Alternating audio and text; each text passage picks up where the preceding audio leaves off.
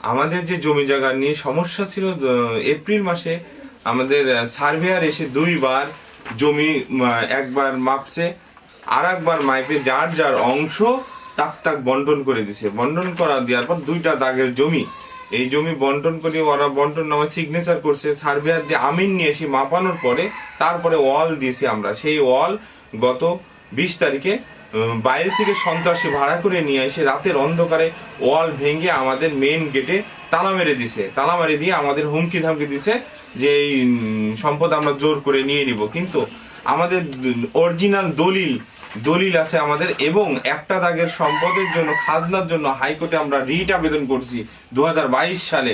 সেই রিটের জন্য কিছুদিনের মধ্যে হয়তো খাজনা আমাদের চালু হয়ে যাবে, এবং আমাদের সব ডকুমেন্টস অরিজিনাল এবং খাজনা চলমান। প্রতিটা একটা দাগের খাজনা অলরেডি চলমান, আমরা খাজনা দিচ্ছি।